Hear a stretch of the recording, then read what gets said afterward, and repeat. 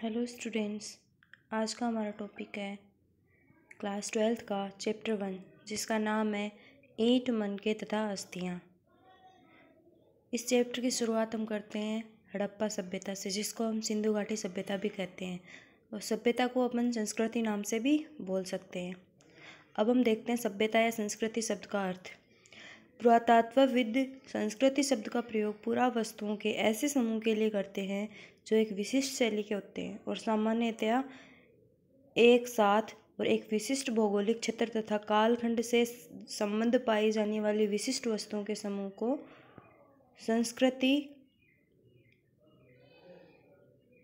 संस्कृति या सभ्यता कहते हैं।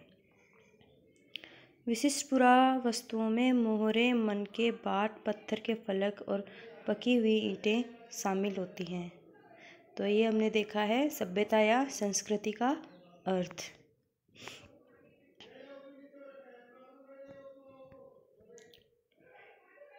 अब अपन देखते हैं एक मैप के थ्रू हड़प्पा सभ्यता के प्राचीन स्थल, जो कि ये मैप हमने एनसीईआरटी की बुक से लिया है, जिसमें अपन देख सकते हैं उत्तर में हड़प्पा सभ्यता के स्थलों को हमने हाईलाइट कर रखा है, जिसमें उत्तर में मांडा, फिर उसके नीचे रोपड़, फिर बनावली, कालीबंगा, हड़प्पा, आलमगीरपुर, मोहनजोदड़ो, चौंदड़ो, लोथल, सुतकागो और मोहनजोदड़ो, जो कि पश्चिमी पाकिस्तान में स्थित है।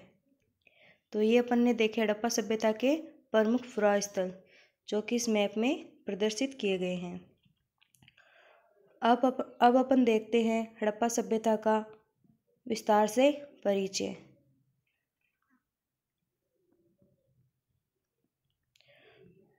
अब अपन देखते हैं कि हड़प्पा सभ्यता का नामकरण कैसे हुआ। जिस स्थान पर यह सभ्यता या संस्कृति पहली बार खोजी गई, उसी के नाम पर इस सभ्यता का नामकरण हुआ। इसका समय काल का निर्धारण 2600 से लेकर 1900 ईसा पूर्व के बीच में किया गया है। हड़प्पा सभ्यता को मुख्यतः 3 चरणों में माना गया है: आरंभिक हड़प्पा संस्कृति, विकसित हड़प्पा संस्कृति और परवर्ती हड़प्पा संस्कृति।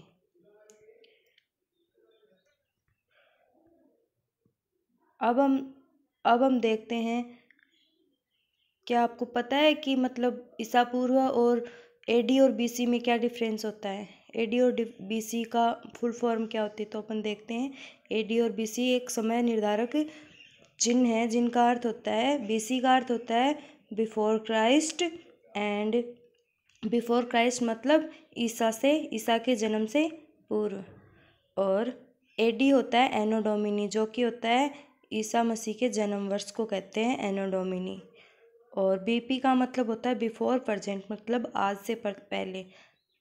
तो ये हमने देखा कि काल निर्धारण की तिथियां कैसे प्रदर्शित की जाती हैं। अब अपन देखते हैं कि हड़प्पा सभ्यता को सिंधु घाटी सभ्यता क्यों कहते हैं।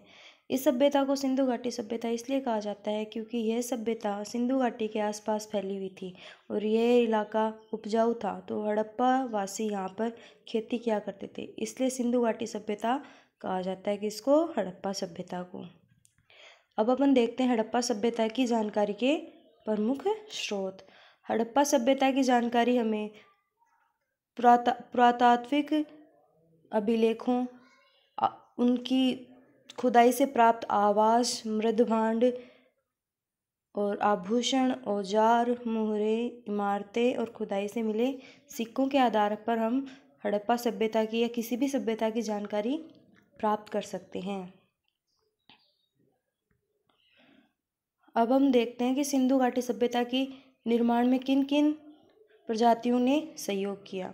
सिंधु घाटी सभ्यता के अंतर्गत उत्खनन के अंदर मुख्यतः 4 प्रकार के अस्थि पंजर या कंकाल मिले, जिनको अपन निम्न रूप से वर्गीकरण कर सकते हैं।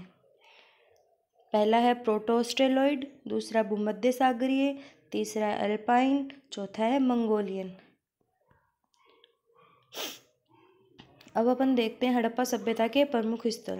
हड़प्पा सभ्यता के कुछ स्थल वर्तमान में पाकिस्तान में और बाकी स्थल भारत में हैं।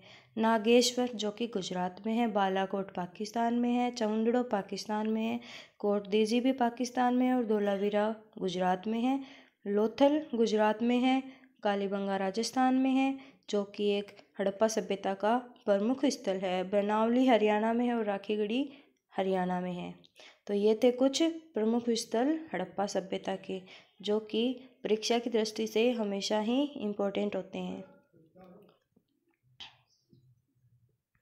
अब अपन देखते हैं कि जब हड़प्पा सभ्यता को उत्खनित किया जा रहा था तो उसके अंदर देखा गया कि हड़प्पा सभ्यता की जो बस्तियां हैं वो 2 भागों में विभाजित थी। अवशेषों के आधार पर पता लगता है कि हड़प्पा सभ्यता की जो बस्तियां थी वो 2 भागों में विभाजित थी।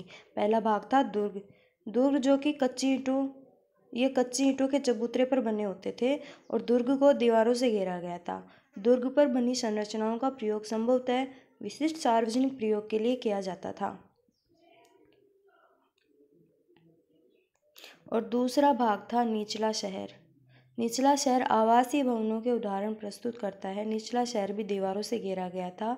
इसके अतिरिक्त कई भवनों को ऊंचे चबूतरों पर बनाया गया था जो नींव का काम करते थे। अब अपन देखते हैं हड़प्पा सभ्यता की प्रमुख विशेषता, जो कि वहाँ की सड़कें और गलियों को लेकर बताई गई हैं। तो उत्खनन में जब हड़प्पा सभ्यता का अध्ययन किया गया तो उसमें देखा गया कि हड़प्पा सभ्यता में सड़कों तथा गलियों को लगभग एक ग्रिड पद्धति के आधार पर बनाया गया है। ये एक दूसरे को समकोण पर काटती थी तथा जल निकास प्रणाली भी यहाँ की अनूठी थी, जो कि घरों के गंदे पानी की नालियों को गली के नालियों से जोड़ती थी। सड़कों के साथ नालियों को बनाया गया था।